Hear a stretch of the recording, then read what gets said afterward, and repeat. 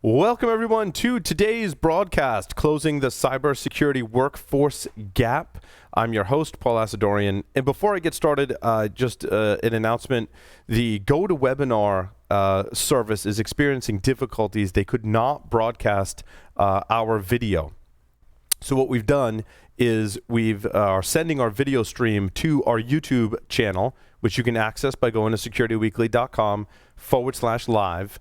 So if you're in the GoToWebinar thing and you're like, I can only hear you, I can't see you, Paul, that's an issue. It's not our issue. It's GoToWebinar's issue. They very clearly sent us an error message back and said, we can't broadcast your video.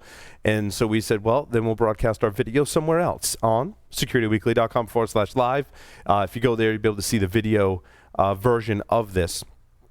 So here with me in studio is Mr. Matt Alderman. Matt, welcome. Thank you. Thank you. It's so much more fun to it's more better in studio. It's always better in studio. Yes. Yes. Be better if we had cocktails too. I'm kind of feeling the need for a cocktail. I'm sure the production guys are too. I'm sure Johnny could whip us up something. It's tequila day. It's tequila day. I'm sad. I have to tell you, I am allergic to tequila. I tend to break out in handcuffs. Yeah. John McCumber is with us. He is the Director of Cybersecurity Advocacy for ISC Squared. John, it's wonderful to have you on today's program, and you'll be our main presenter today. That'd be great, Paul. It's great to be back with you and the team at Security Weekly. And I'm looking forward to talking about this cybersecurity workforce gap and helping people understand how they can take a look at what they know anecdotally, what they see and what their friends tell them, and then from what they're reading in the media. And we're going to dive into the specifics so people can look at the insights that we drew from that. It is a great point, John. I think we all hear various things, not necessarily facts, right, but various things about the workforce for cybersecurity, where the gaps are, why the gaps exist, what we need to do to improve upon it. And I love this presentation that you created, John, and the research that you've done, because as engineers, essentially, most of us, majority of us, we like to do it based on facts, right? And so This is a lot of good data for us to work with and run through.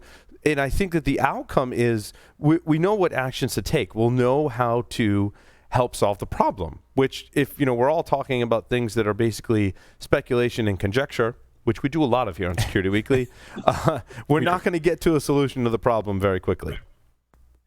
Well, certainly. And the top line number that everybody's heard about, we're going to talk, here's the agenda we're going to talk about today. Let's move quickly into this. But here's this top line number. So if we can go to the next slide, please, Paul. I want to take a look. I'm sorry. Let me go even through this because we're going to cover this. I just want to show you this big number that's at the top that everybody's talking about. And that's the next slide. The slide after. We're going to talk about, there it is, my friends, 2.93 million. And you've heard various iterations of that 3 million number, that 3 million position number that you've seen. The challenge is so wait, John, these are open positions in cybersecurity today across the world. Basically, yeah, they project through 2020, and that's the number we came up with. And I'm going to show you on a couple of the upcoming slides how we got that number, because I'd be doing you a disservice to throw that number out there and not show you A, where we got it, B, how it's parsed, and then 3, what that means to you. That's what we really want to do in the presentation today. That's great, because I think, years ago, the number that was around was about 1.5 million, right? And the number you just presented is almost double that. So in the last few years, we've gone from 1.5 million to almost 3 million from a gap perspective is interesting number, and getting the details I think would help, because to Paul's point, right, we cover a lot of different stories on this topic on different shows, and we read the news bits, but how much of that is fact, how much is that conjecture? So hopefully you get us to the exactly. And then if you take that top line number and run with it, the next assumption you're going to make is that, all you have to do to get your upgrade, to get a 20% salary uplift or anything, is to just walk down to the next organization that's throwing open the coffers for you, that's going to pay you a sign-on bonus, and we're all going to be rich. And that's where It's where a lot of the media is run with it. And so this flies in the face of what a lot of us know anecdotally, what my friends and I talk about, my colleagues in the career and the profession. And I'm sure the people who are on this call were wondering, well, wait a minute, this is not what I'm seeing on the ground. So what does that big number mean to me? So let's look at the next slide, and I can show you where that's broken down. Let's first break it down broadly by regions. So when you say 2.93 million, that's a big number, but I want you to take a look on the far right-hand side of this slide, and you'll notice that 2.149 million of those jobs are in the Asia-Pacific region.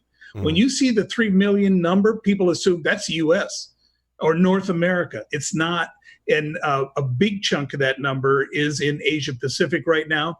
EMEA shows a relatively modest 142,000, similar number for Latin America, with about 500,000 of these positions in the US. Now, when you take a look at something like the NICE framework, the National Initiative on Cybersecurity Education, you look at all those dozens of jobs that are available in cybersecurity, and you map it across the number of working adults in the United States, all of a sudden that 500,000 job that isn't quite the eye-opener that we thought it was. Right. So for people who want to get that bonus, I guess they have to move to Asia Pacific. Oh, yeah, brush up on your Mandarin. You want to live in Singapore, baby. This is the time to make your move. That's really funny.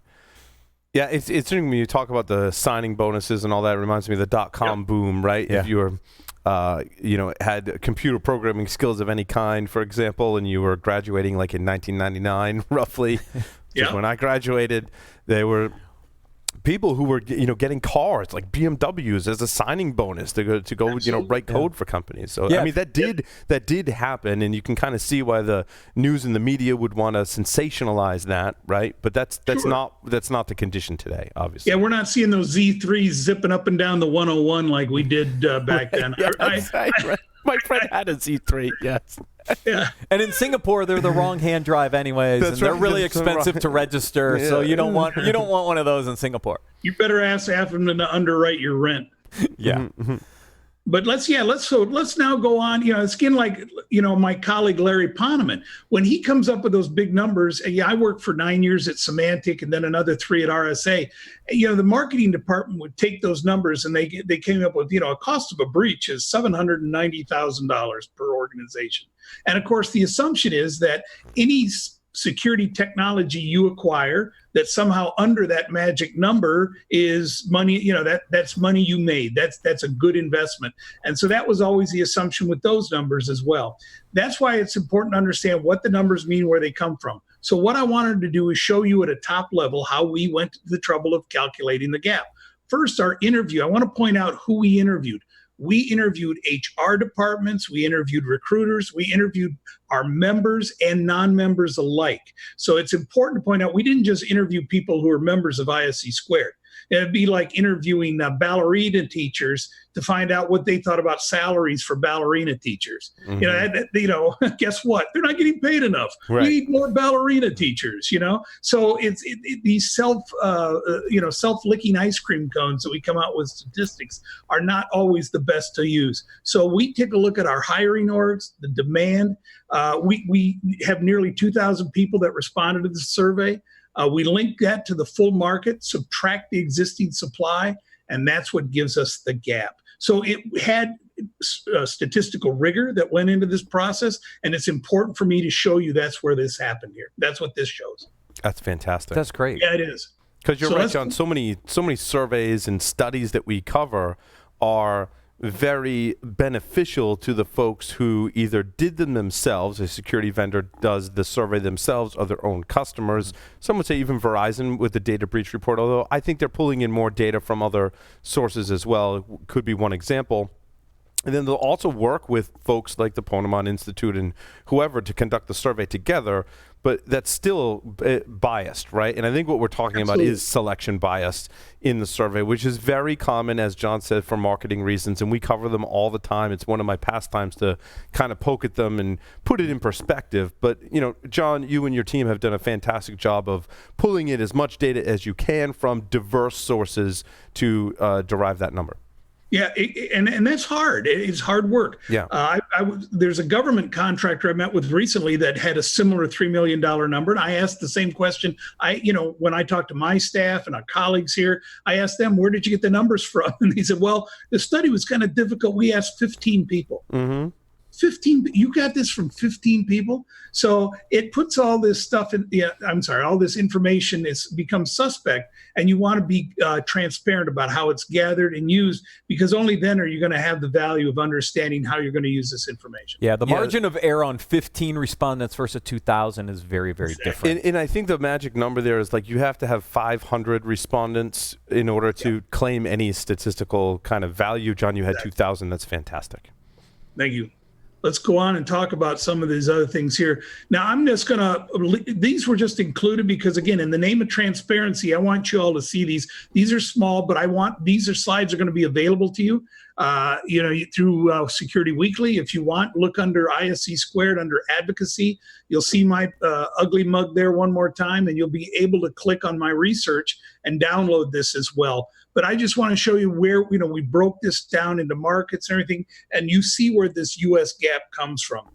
So when you read these, clickbait articles about, how CISOs are all going to make $700,000 a year, and how they're just scrambling to throw up in the coffers to hire DevSecOps people or whatever you're reading, you want to be able to look at how that works across industry for enterprises, small to medium business, and others.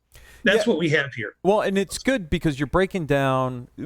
So my guess would be small to medium businesses suffer the most here, right? So a little over 300,000 in the small to medium side. No, actually higher than that, right? Higher than that? Yeah, it's 2, 3, 4, over 400,000 of that gap is in the small to medium enterprise, where it's probably a little harder for them to recruit and fill some of these positions, because we all think about, these jobs being at the larger enterprise side. Yeah, no, exactly right. And that's why we wanted to capture that, to make sure we had a comprehensive view. That's great. It is true. I mean, larger enterprises have seemingly more of a budget to put towards salary, and have entire teams dedicated to HR and recruiting to do that. So it doesn't surprise me that small to mid-market has a tougher time attracting talent. They can't offer the benefits. I mean, just from, the financial perspective, the economics of it all, it makes sense. Certainly. Yeah. And what we see and what comes out in this study as well is organizations that succeed cultivate what we call a climate for cybersecurity, a culture around it. And they want to be able to have the ability to respect and understand how to implement security. When you're in security, and I've been doing this job since I got into it in 1987, and you got three big levers you get to pull. You can pull the technology lever, the policy and procedure lever, as well as the human factors of the people lever. And as you yank on those levers, it's the right mix of those three that makes you good at what you do. And so organizations, it's just not a matter, we have this in the slide deck, the stats. It's not a matter of, can you afford the next great thing from one of the vendors? It's not about whether or not, you can pay the best benefits. And it's not if you actually enact everything your security team comes out with. It's being able to understand and bring that into your risk management program and respect the men and women that do this difficult job. Yeah, people, process, and technology, I think is really what you're referring to there. Yeah, right. People's a big part of that. So let's move on. We'll talk about what some of these that came up. This is a number that we saw, come up that we thought was important. I'm going to highlight some of these statistics, but what I want to do is put context around them. One of the things you see a lot on social media, some of the rock stars that you may follow out there in cybersecurity, or InfoSec rock stars, they call them. As you see these folks out there talking about the career field, you would think that we have that everybody in security is ready to leap off the 6th floor balcony onto the pavement, that they're stressed out. Everybody's, not self-medicating with cigars, but we're all using alcohol and pills. So it's this understanding, this perception of what our career field is versus the reality of what it is when we actually interview professionals. So we see that about 60% say that there is that risk from this career shortage. And let's go on and take a look at a couple more of these statistics I think are critical. It's a big number. What does it mean? And again, this picture only exists to prove I was not hired for my looks. So let's go on and talk about the next couple of numbers here. 48%. Again, it's a bit of a dichotomy. It's a pluralistic kind of perception here. There's only about 48% staffing to increase. So that doesn't mean that those gap isn't there. It just means that only about half these organizations have plans or are actively looking to grow their cybersecurity workforce. So I want to correlate the number for a second, because 59% said they're at extreme or moderate risk because of due to a lack of staffing, but only 48% are planning to hire more. So there's a gap within that gap as well of recognition of the problem and what they're actually trying to do to solve it. 11% are really screwed. Is that what I can derive from that? Maybe. That might be a conclusion you want to draw. But yeah, exactly right here. That's why we wanted to dig deep into these numbers and have that broad understanding of where these numbers come from and how they're going to impact us. So when people assume, you would assume based on the other numbers that number would be 90% or something. But that's not the case. Only about half. Interesting. Yeah, that is interesting. You wonder how technology and advances in automation and technology have impacted these gaps that we're talking about right now. Ooh, I have some good information on that coming up. Good. I actually have along the lines of a Gartner chart that shows where these technology, what jobs are going to grow in demand, which are going to decrease in demand. Yep. And we did that as part of the study. So hold on to your shorts here. We got some great information coming up. Let's go on to the next one here and start working through it. Here's an interesting statistic. Everywhere else I look, this is from our study. This is a really good and heartening number to see, because everywhere else you're looking, it says I've seen 11. It runs 11 to 13%. And again, being working with my team and working in statistics, I went out and said, where did you get that 11 to 13% number? I found out those came from studies of IT organizations in the 90s that came up and said that 11 to 13% of the workforce are female. And so one of the challenges that they did, they just said, well, IT cybersecurity is very similar, so it must be the same. They just extrapolated the number from previous studies. We just cleared the decks, did the study, look at the number down. 24%, which is 24. great. Now, that's not where we need to be, but it paints a better picture of the progress we're making in this industry. Yeah, it's I better think than we've got a long way to go. Yeah, but what an exciting thing to see when you actually just don't start with preconceived notions. Well, let me give you an example of that. One of our other InfoSec rock stars on public media was out there saying, that stress and burnout, how dramatically it was affecting everybody, and started throwing out statistics and about use of alcohol and drugs and stress and burnout. And I go, these are interesting statistics. Where do you get them? And I said, did you actually survey cybersecurity professionals? And I go, well, not really, but you know what it is? This was taken from a study about first responders.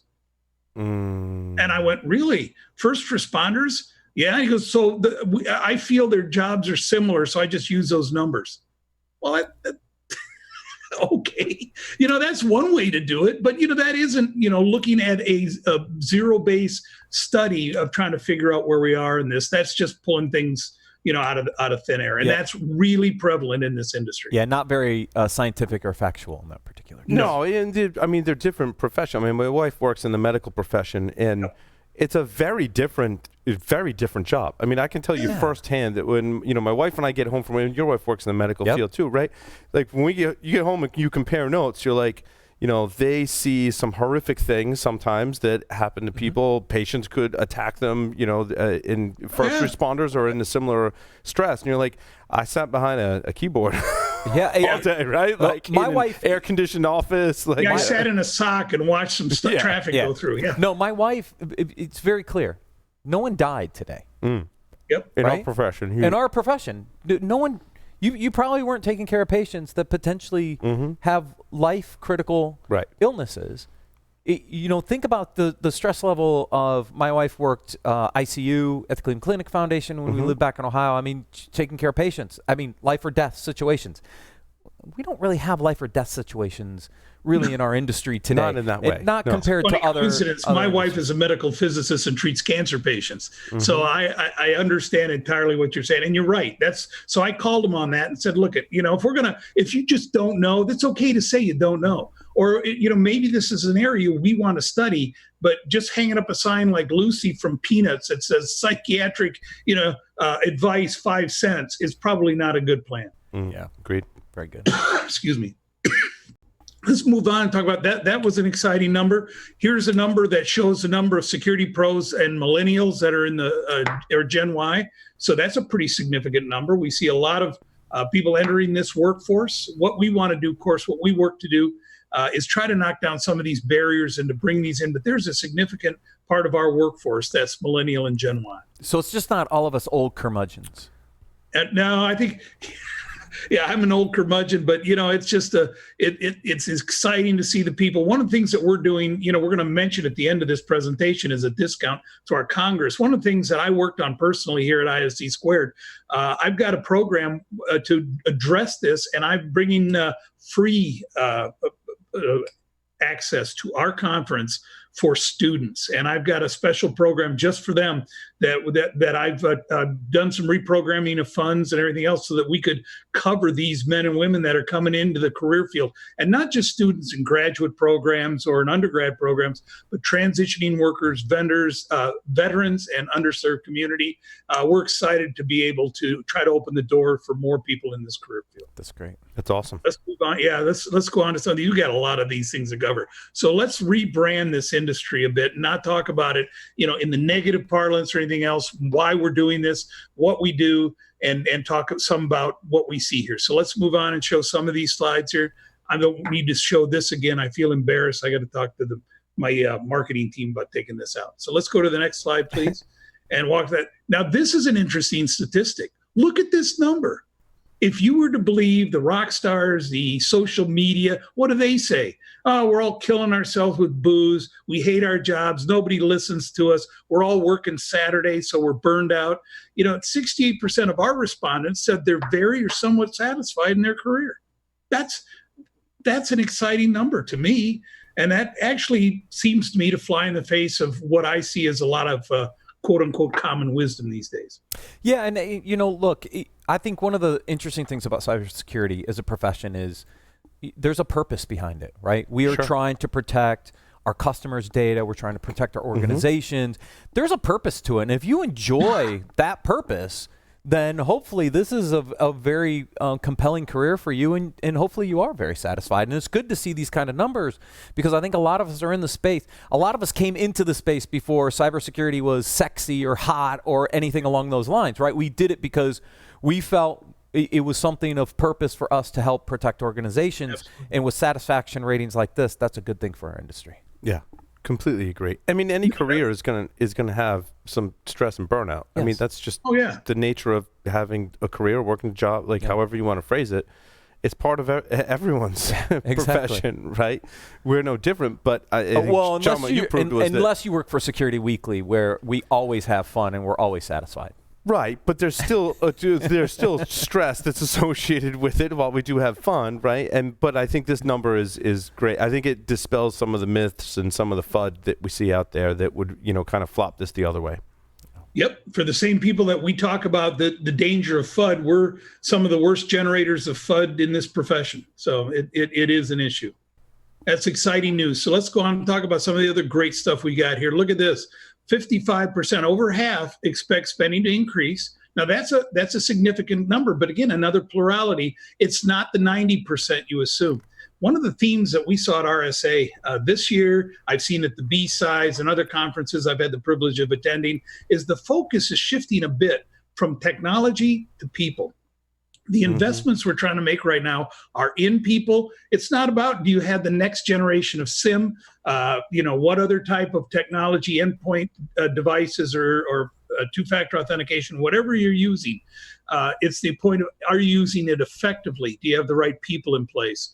And look at this huge number here. 70% of these people we surveyed are actually fairly happy with the current spending levels. And they might spend it. They might spend it differently, but I think that's an important point you're making. Is that those that are going to increase spending? Does that mean that they're hiring more people and spending more money on people or products, or likely both? Combination of both. Yeah.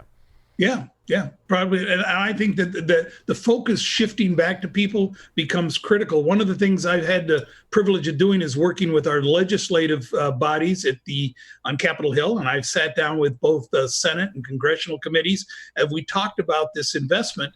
And we're not going to solve all these problems that we have simply by sitting in Washington and trying to build technology or signing it to some Uber agency out of Washington. But we're going to do it by our investment in the men and women that do this work. They're going to come up with the right solutions for us. Yeah, and again, I like to contrast this, right? We covered an article from Gartner on Monday on where we're seeing IT spending. We're actually seeing aspects of IT spending going down, right? As you're seeing shift to cloud and software as a service, you're seeing data center spending, server spending going down. And some people would think, well, does that mean my security spending's going down? The good news is it looks like security spending is still going up, even though some of those IT spend numbers are coming down, which we've traditionally been pretty linked to from a budgeting perspective. And it looks like they're starting to break apart, which I think is a good thing for our industry as well. Yeah, I would absolutely agree. Absolutely. So this is an interesting set of statistics too, when you look at that. And again, look at the context so that people can understand, what does this mean to me in my career? So let's talk about the next one we got coming up here. Take a look. Well, the help wanted signs out. About half of the organizations say they're relevant cybersecurity work experience they're looking for. Now, again, you could take this with a grain of salt. Everybody's saying that they're looking at this. We all know, and I work at ISC Squared, and we're the certifications you love to hate. And it's always a challenge for me, when people get on one of their rants or different things about, the CISO. I saw a statement of work or a job description for somebody that says they want to pay an intern, they want them to be right out of school, pay intern wages, but they have to have a CISSP. And then, that's not what the CISSP or any of our real certifications were designed and implemented to be able to demonstrate for organizations. So, I didn't write these, obviously. I'm not forcing people to do that. In fact, I spent a lot of my time as the advocate for ISC Squared in dealing and working with government agencies, working with the Department of Labor. I've worked with NIST, and I sit down with HR professionals and try to explain the value of certification and where they fit in the constellation of things that we need for people. We need this common baseline that men and women bring to the table long before they're certified and get specific training. Only about half are looking for knowledge of advanced concepts, and then 43%, look at that number. That's not 90.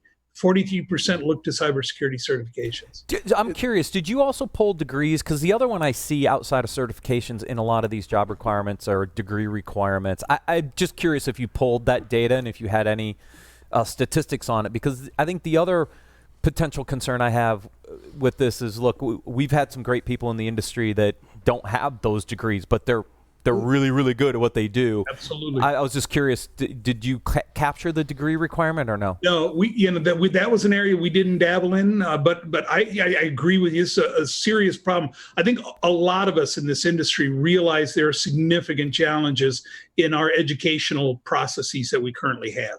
Look what's happening right now in the DoD. You've got this cyber command being stood up. Now, I'm a retired military officer, but I started enlisted. I'm what they call a Mustang. And so I had to go through different gates to get commissioned. The big gate was getting that undergraduate diploma that I got. And so that helped me transition from a non-commissioned officer to a commissioned officer. That has been the gate since they initiated the program shortly after World War II. Now we've got a situation where you have staff sergeants sitting next to captains doing the same job. And so what is the value of that education? What are the foundations necessary? We call foundational skills for men and women to get into this career field. Many, if not most, do not require that four-year degree. Right. But then also, here's another thing to look at.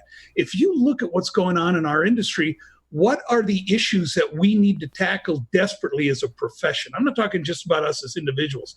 We have issues with abuse of information on individuals, doxing, harassment. There's a variety of these significant, the misuse of marketing data, the misuse of DNA data.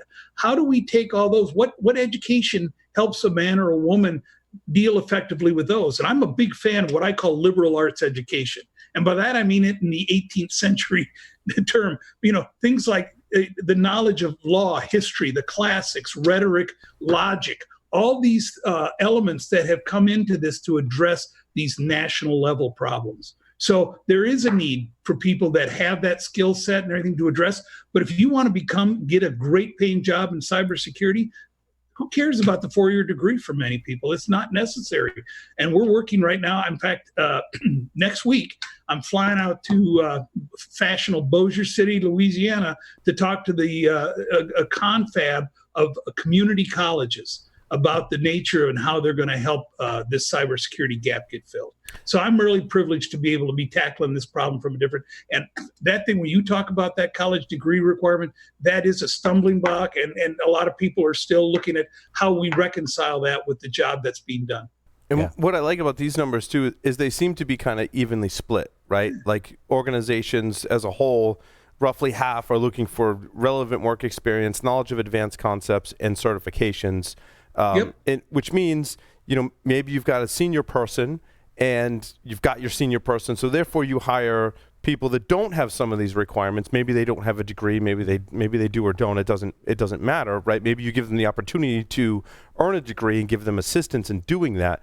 But what I like about this is it's kind of split. Like, okay, we've got some experienced people. Now we can hire maybe people who don't have as much experience. They can be mentored as an apprenticeship with the people who have experience.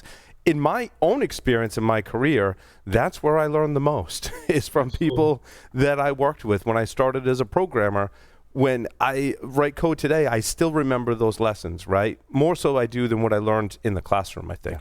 And I think when we get to this next slide, you're going to see some of this, because I think there's the first bucket, if you go to the next slide, because I think that's where John wants to go, is 58% in security analytics.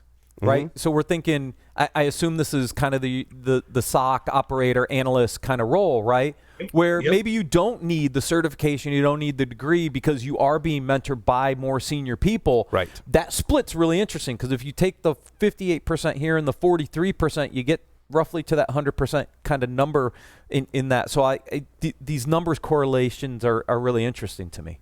Yeah, that's the context we got out of it as well. Very much so is this plurality, and people are waking up to the fact that growing your own is a smart way to do it with training and mentoring and bringing on individuals. You get people with foundational skills. I'm working with my colleagues at IBM right now to develop a foundational skills analysis to be able to actually help people along the lines of anybody who's ever been in the military is familiar with something called the ASVAB. Everybody who goes in the military gets that. They've been doing it for decades. I got given the ASVAB when I came in as a young E-nothing. And so what it helps them do is understand where you fit career-wise, what your aptitude is. And so we're seeing that now for cybersecurity. That's something we can now measure. That's awesome. Let's take a look at the next slide, which is very similar to this one. So this will take us, these are, again, take a look at the bottom. What's important here, not so much the numbers, because that, like you say, the plurality, but you're seeing some of those technical capabilities, things that these organizations are seeking. Yeah, interesting. I like these numbers, because if you're thinking about where your skill set kind of falls in these different hiring areas, where some of those opportunities are. And we're going to come to that, like I say, that Gartner style, quadrant side coming up that I think is really going to be an eye opener for some people. But before we get there, let's talk about some of these challenges. I'm shocked by these numbers, not because they're not, and it's really because they're low numbers. It used to be that 20 years ago, everybody said, well, nobody cares about security. We have no awareness. Nobody cares. Only a quarter of our respondents felt that the users didn't have an awareness issue associated with it. Now, maybe it's the success of our awareness programs and our culture of cybersecurity. But as a rule, like say, ridiculing or pointing the finger at users for clicking on a link or something like that, it's not productive. The users are the mission. And organizations and men and women that do security seriously over the years, what I teach my graduate students all the time about security is you're an advisor. Your job is to go in and collect facts. You're like the detective that comes in after a crime. You look at what you assess the state of these organizations, and you make recommendations, and then you turn that over to the organization to implement. And they don't always listen to what you have to say, but it's important that we continue to move on, continue to refine what we do, and communicate it effectively. Only about a quarter thought there's too much data to analyze. And look at that low number over here on the right, lack of management support.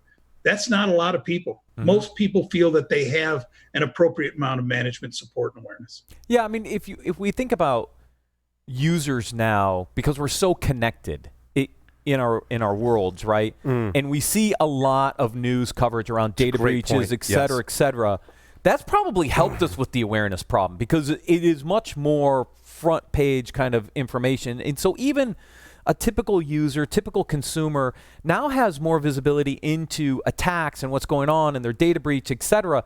So maybe that's why we're seeing some lower awareness numbers with a combination of better awareness programs. You contrast that, totally unscientific, but you contrast that like in 2001 when the I Love You email virus came and hit everyone's inbox. People were like, what is this? They had no idea what was going on. They didn't know. They weren't all these awareness campaigns. It wasn't on the news, all of those kind of things. Yeah. How can you be unhappy working in a profession where you're on the news? You know, what you do is featured on the news weekly. Yeah, weekly, yes. Yep. Let's go on and take a look at a couple of these now. Career blockers. These are challenges that our respondents talked about. About a third of them are unclear path. What is the path?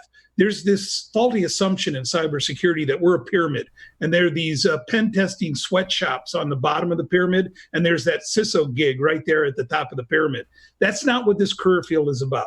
Take a look at the people, my colleagues at NICE, and I'm the co-chair of the Training and Certification Subcommittee for NICE over at NIST. And if you take a look at what all the work we do over there to document and to show what this career field is all about, you'll see that that is not what our career field is about. So we need to do a better job of helping people along in their career to get that number even lower. Only 32%, again, a surprisingly lower number of organizational knowledge of what skills are necessary to be effective in cybersecurity. And 28% talk about the cost of education to prepare for their cybersecurity career. Yeah, back to that education piece again. News every day, right? What does education cost in America? And it's and I get hit with this all the time at ISC Squared. I'll stand and go, hey, can you give me a discount on one of your boot camps, or maybe a discount on my thing? Because, geez, that stuff's expensive. We're talking in the U.S. Now, we did another one of our surveys. The average salary in the U.S. of somebody with a certified information system security professional is $159,000 a year. Are you talking about paying for an exam? And yet you'll take out $150,000 to get a marketing communications degree from the University of Southern North Dakota at Hoople. And then, where does that go, right? So we've got a great message here that we need to go out. We also obviously want to work at making sure that everybody has the opportunity, that has the aptitude and the desire to join the ranks of our profession. So I agree, John. Sorry, Matt. There's an audience question along these lines, and they say, I'm about to finish my 4-year degree in cybersecurity. Did I waste my money? I'm a returning adult transitioning into cybersecurity from a law enforcement background, which I'm finding unscientifically that is pretty common. Yeah, and the point is, of course, these degrees in cybersecurity are new, and they haven't been around, and they're coming into the fore still. Organizations are trying to understand where you fit in the organization, where you take that degree. Certainly, any education that we pursue and we want to be able to capitalize on that. I think there's some great opportunities, and there really, really is. If there's anything you get out of this presentation, there's a world of opportunity here. Yeah, and one of the things I want to talk about, because if I look at the two sides of this, right? Unclear career path for cybersecurity roles and the blockers on education. If we did a better job articulating the role requirements and remove some of the things like degrees, does that actually help us remove some of these career blockers? I think it would, and I think that's one of the challenges we've seen in some of the articles that I think are pretty good, is that we don't do a very good job of articulating the role and the skill sets required, and some of these things like degrees or certifications as a requirement. If you remove some of that and did a better job with role definition, maybe that actually drops these numbers even more. Right, but I also think that having a degree in cybersecurity doesn't hurt you. No, it definitely doesn't. Right? No, and certainly, I also think this individual having a background in law enforcement doesn't hurt you at all. In fact, both those things really help Oh, yeah. really help you, whoever asked that question, as an individual get a role in this field. So you're on the right path. Yeah, absolutely. 30 years ago, they were wondering, when I got into this field, do we take a computer person and teach them about security, or you take a security person and teach them about computers? Right. And there are a lot of people that got into this field from both ends. A lot of you remember the late Howard Schmidt. What a great guy. He's passed on, but what a legacy he left behind. He started off in the Maricopa County PD and then just doing, what we now would call cyber forensics and investigations. That wasn't what they called it then, but he got his, that's where he began his career, and he went on to make a major impact on our profession. Yeah, that's great. Let's go on and talk about it. So those are great questions. Let's pass through this and talk about what we do. And it is about knocking down those barriers and doing that. A lot of people are saying, again, these are from statistics, that certifications are good and help them advance their career. And like I say, I'm not going to be the one to jump in there and deny that. I think there's some real value there. Again, it's real popular to bash certifications now or different things. It depends on what you want to do, and it depends on how you frame your job and how you want to frame your career. But they do demonstrate knowledge, skills, and abilities. So that's where people are coming down, maintaining your career. But really the value around certification is in taking people from where they are to move them forward. And again, this is when I first came into the military. To get ahead, I had to get a bachelor's degree. That was just what I needed to go the commissioning route. And in order to advance my career, I needed a 4-year degree, not a certification. So now that I went and I went that route, I've gone back and done certifications for the National Cryptologic School, for the Department of Defense, and others. Those are great capabilities that allow you to demonstrate the acquisition of knowledge. Let's go through here and talk quickly about some of these. I want to get to that Gartner chart too. So staying sharp, training, and again, understanding the word training is important. I hear the word training bandied about, but training is skills acquisition. So we see the advantage of training. Our friends at SANS and other organizations that provide these help advance the career and maintain your career. As we all know, it's very dynamic, especially around the technology, and it's going to be critical for men and women to stay current. Training and the acquisition of new skills is critical.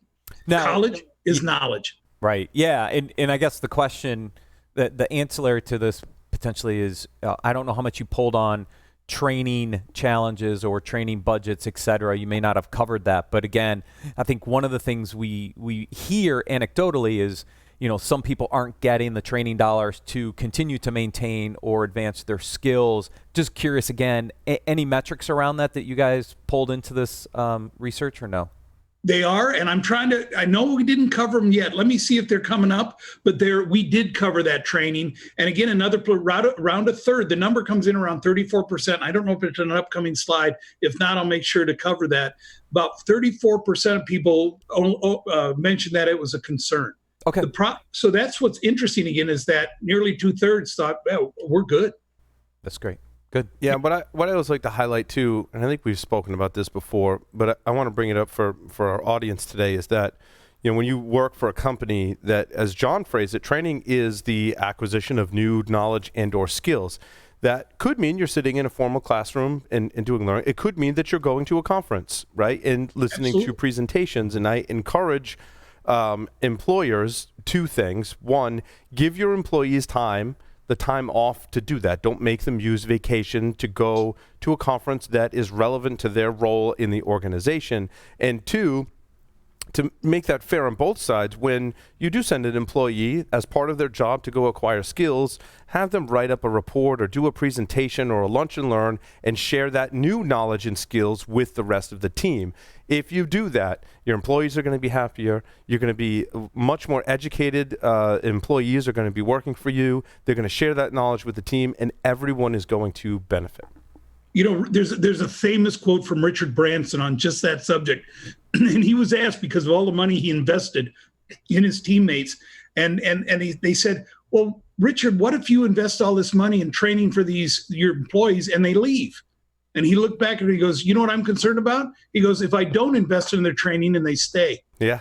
I didn't know that was a Richard Branson quote. That was a Richard Branson quote. So, that was I want to give credit where credit's due, but that's actually true, and I agree with you entirely. And that's why it's important, those of us that run conferences, certainly we run several. Sure. I work with a lot of colleagues that are involved in running conferences.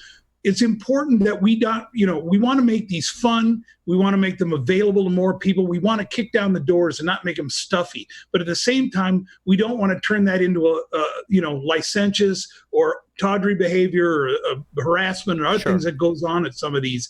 We want to make sure we still stay focused on the training element of what we do. That's just going to continue to grow and help our organization. Our profession, if we're able to as people who are charged with managing conferences, have to walk that fine line between stuffy and everything else, and yet professional. Yeah, and I think a lot of that stems from there are so many conferences that conferences want to have fun events to attract people to come to their conference, right? But I agree, there's a balance, John, for sure. Yeah. Yeah, Let's don't look at the here. Black Hat Party list. Right, yeah. Don't look at it. Yeah, I got that list. So hey, look at here's the chart I was kind of previewing for you and wanted to talk about. You can look at this like one of the Gartner Magic Quadrants. You see as we go across the x-axis from low current expertise to high current expertise, and then from less future demand on the y-axis to more demand. So if you are right out of school, I'm going to say this to our listener who mentioned his or her college education in cybersecurity, look in the upper right. You want to know where this is going. When we talk about things like machine learning, artificial intelligence, they're going to impact us on that lower left quadrant.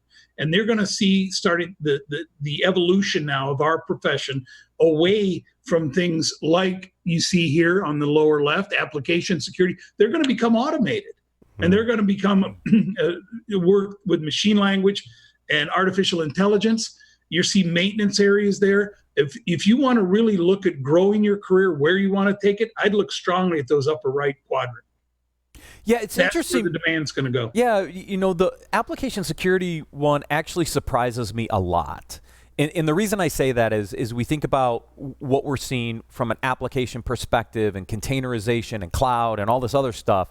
I think the application gets a heck of a lot harder to secure, but yet you don't see a lot of priority with application security skill sets, which I would think we would see more interest in that. Now, cloud security is up there for areas of improvement, but applications are becoming really, really complex. I would think there would have been more interest. So that's the one outlier that I picked out of this chart, actually.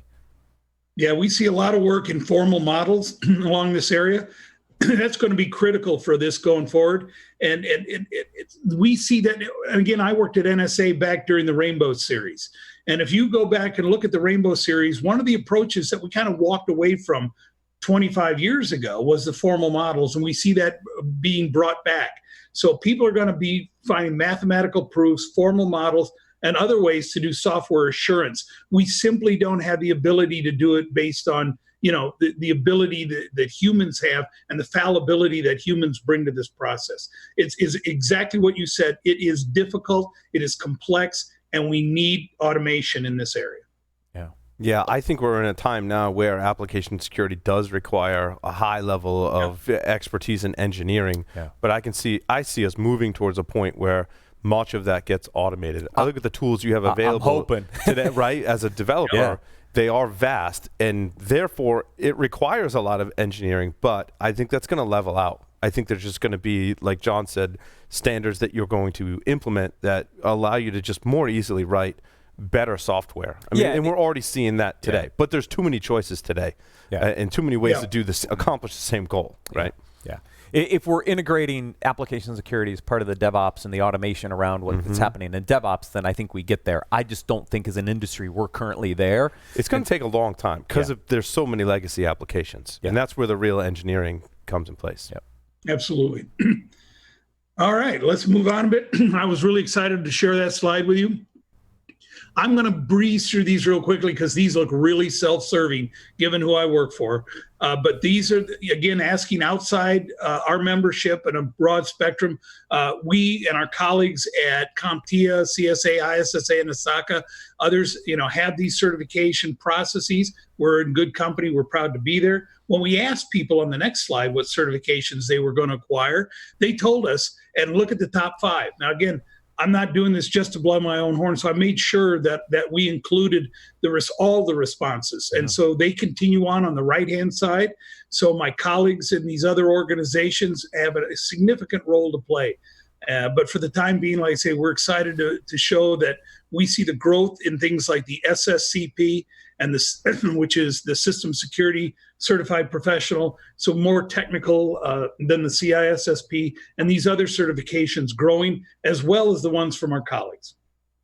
Yeah, I think degrees and certifications, for me, when candidates come across and they have those, it speaks to their attitude and aptitude, right? That they can apply themselves to achieve a goal, to obtain a degree, to obtain a certification. It's not necessarily written in stone that that's going to be their skill set, right? But they put the time and money and effort into commitment achieving those, right? And it's an achievement. And I think that's an important part of your career path in any field. Yeah, a lot of people now, of course, I get dragged all the time. And sometimes on social media, people say, well, things like the CISSP, they're a mile wide and an inch deep. And I go, you're exactly right, because our career field is a mile wide and a mile deep. So you can't test on everything. You can't demonstrate knowledge, skills, and abilities on every element. But it's important for organizations, people to know where their contributions fit in our profession. So that's understanding what are all the domains of our profession. What about cryptography, identity and access management, vulnerability assessments? There's so many elements that play a role in this, and all of us just play one part in the orchestra. But understanding what the sheet music says and what the symphony looks like is really what's critical and what we're trying to show. Yeah, and it's that cryptography section that almost failed me on my CISSP. That was not my strong suit at all. That's a kill. Cryptography is a killer for everybody. Let's go on and do this. So here's some development trends we see. We see over half of our respondents are going to be pursuing certification within just the next year. About a third like the face-to-face training, that they consider it the most valuable. And here's that number that I alluded to that is in there. About half of them are okay with their employer's training options. But I agree, employers have to be open to let people experience conferences, but then conferences in return have to be able to provide an educational experience. And it's not just, I went out in the hallway and drank for 3 days. It's got to be something that you've been able to take from those meetings with people, that whether it's sessions you attended, to capture the flag, whatever you were involved in at your conference, being able to take that and apply that to your job. And that's what they're looking for to continue to support you. And the social aspect is valuable. Talking to your peers in a conference setting, you acquire knowledge mostly that you're bringing back to your team. And you can accomplish that having hallway conversations, attending a party, sitting in formal training, doing a capture the flag.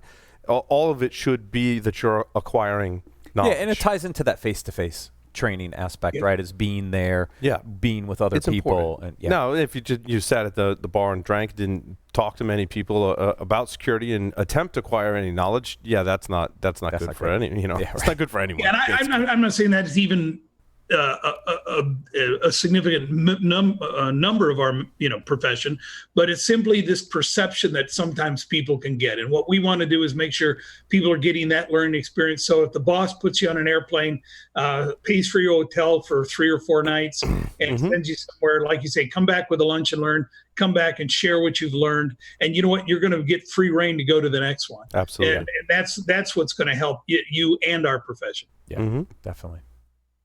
Let's go on. Okay, development trends. About 42% would like some more time. Here's an interesting one I think is going to grow a lot, this 31% cross-training. I can't tell you how important that is in our career field, being able to work with other people on the audit team, people in finance, people in others, and bring that security mindset to other aspects of your organization. I'm hoping to see that number get to 60% while I'm still in this job. About 31% want more follow-up after training to ensure it aligns with their career goals. That's a valid, just like a person. Did I get it? Is this degree I got cybersecurity going to be worth anything? That's a valid question. So we want to be able to help them put solid career goals around those and be able to build their career. Yeah, I think the cross-training with other departments is critical for us. Huge. Is we have to be willing to cross those boundaries and really help development and the business and all those different groups that may not understand all the issues, concerns, impacts of security from their perspective, and I'd like to see a lot more of that cross training. As a security professional, I think what this speaks to is that you have to know how to build it, how to break it, and how to secure it. And those are 3 different training classes, 3 different presentations at that conference, right, that are teaching those 3 very, very different skills. So if you're in application security, right, understanding how to build a software application, to understand it from the developer's perspective, understanding how to break it so you understand it from the QA perspective, and then understanding how to secure it is the security. You have to understand all 3 of those, I think, to be truly effective in your job as a cybersecurity professional. If AppSec is your, that's just an example, right? Right. And don't wait for your boss to just assign you. Yeah. You need to have if those of you listening in want to know where you want to take your career, go raise your hand and say, hey, how about me? Let me go work with the finance department, or let me go because security, when I came into this, it was something I was one of those guys in the corner going, he's a security guy. And then, we just would try to influence that. That's changed a lot over the last 3 decades. Yeah. So how do we now take it and move it to the next level? And that's by every one of us, all the professionals in the room, you raise your hand and volunteer. Take your security perspective and take it to a place that's not had that or not expected, whether that's finance, whether that's auditing, whether that's others. Take that skill set there, volunteer, offer to do it in your spare time. You'll be amazed at what you'll learn. So I did it at the university too, because I worked mostly on the networking team, right? So when projects came in, they weren't security projects, I would tell my manager, I want to be on that project, I can help. And when it was a big project, they're like, yeah, we'll take all the help you can get. I'm like, I learned some stuff about networking, let me help. And then I could understand how it was built and inject security into the process as well. Maybe not early on, like let's get it built and then, build security as we go. But I would always volunteer for those projects. Yeah. And at least you were in a corner, not in the basement. Because I remember back in the day, all the security guys were down in the basement. They weren't anywhere near the rest of the group. So that's true. Yeah. So those are some of the insights I did. I'm glad we covered that for you. So, I know we've gone a little long. We're a little late getting started, but I always enjoy my time with you all. And I'm making this information publicly available. Hope you take advantage of it. And I'm not hard to find. I'm on the ISC Squared website. My email's there. I'm on social media at John McCumber, and would look forward to welcome you to talk about these and continue the conversation. John, there's an audience question that I apologize for making this person wait so long, but I wanted to see where it might fall in the presentation. They ask, are we going to address the job requirements in more detail? In other words, when you want to acquire skills, how do you match that to an employer's job requirements? And the other way around, right, is 2 sides to this coin. As an employer, how do you create the right job requirements? And I think we've discussed this disconnect in the past as well. Yeah, there's a huge disconnect still in this industry, and I'm shocked we're not making as much progress as we should. We see a lot of these unicorn job descriptions. One of my favorite little side projects is collect those. I've got this great file of all these job descriptions asking for unicorns, people with all these skills, in technologies that have only been around a few years. We need to do a better job of helping organizations understand their what I call foundational requirements, where they expect the skills to exist and where they're willing to invest. And we're not doing a good job of that right now. I work with the Society for Human Resource Management, SHRM, and other organizations to try to help have a broader understanding of this career field and help people understand you don't necessarily need what you've got here written on this paper. The challenge is, how do I get past HR and get to the hiring manager? That's going to be one of the, especially in enterprise environments, because people are just going through a word search and they're looking for CISSP or they're looking for a Security Plus, and then they shred you if you don't meet that, that gate. That shouldn't be happening right now. Yeah, I think we're too heavy on skills, right? And employers are trying to hire for skills. And we did an interview with someone else, and I came to the conclusion that it was about attitude, aptitude, cultural fit. Those things are very important to me. Skills is kind of fourth on the list because, you have to have some skills, right? Skills are important, but I think it's too much of a priority. If you want to fill a role and this person has to be creating an container environment in AWS Fargate and implementing Amazon's, container registry. And you need a bachelor's of science degree and a CISSP. And you have to have experience doing that. Your list is not very long, right, Matt? I mean, you're very familiar. You remember when Fargate came out. Right. It wasn't that long ago. Right. The list of people that have that direct experience is very, very short. You're going to have a tough time filling that position if something like Fargate is on the top of your list and they have to have experience with that. Yeah, especially with all the other stuff associated with it, right? Well, knowing how these systems are gamed is critical too. Sometimes they put these position descriptions out there. There's no job for you. Right. They're putting it out there so they can just promote somebody internally or something. Yep. It's a pro forma type of thing. And I'm not trying to be negative about this, but we all know the challenges in getting hired, getting ourselves in the right position, and it's getting past the HR and understanding what is there a hiring manager? What does he or she need to know? What are he or she willing to invest in? And the more you're willing to invest, I think the greater the chances you're going to find the right people. Yeah, one other question came in. It's an interesting one. It's to your quadrant. And the question is, does this mean that areas of least priority should not be a concern? And if I go back to that list, because I went back to it, application security, intrusion detection, and malware research and analysis. Right. I still think there's a concern there, right? I mean, I don't think that's how I would say it per se. Maybe not as much as intrusion detection these days, based on where we are. But I don't think this list of least priority means we shouldn't be concerned about it. Well, and notice it doesn't say anywhere about priority on it. It don't take it, for what it was designed to convey and apply it to something else, like a risk management framework. This isn't a risk management framework. This isn't for you to say, well, you shouldn't worry about this. It simply means, if you're looking at the career, what do we see are growing demands for this career field and what require more skills and what require slightly less skills. That's what this is. And this is measured with a micrometer. This isn't measured with a yardstick. So we want to, you're not saying anything about the risk management framework, where it fits on an organization's scale. Don't apply it to what it's not meant to apply to. Got it. Yeah, I think the good clarification, because I think that's important, because these are still areas of concern. Yeah, don't extrapolate it and apply it to organizations shouldn't be worried about forensics. No, they really should. Right. Awesome. I think that's all the questions we have, Paul. There's one more that just came in, and I'm just reading it now, so fill time while I read it. Or I guess I could just read it out loud. Why employers think people can graduate from college, become immensely dumb, and lose the ability to learn as soon as they're out of college? Again, I just read it. I didn't interpret. Right. I just read it. I think he meant, why do employers think people who graduate immensely become dumb and lose the ability? I'm not sure.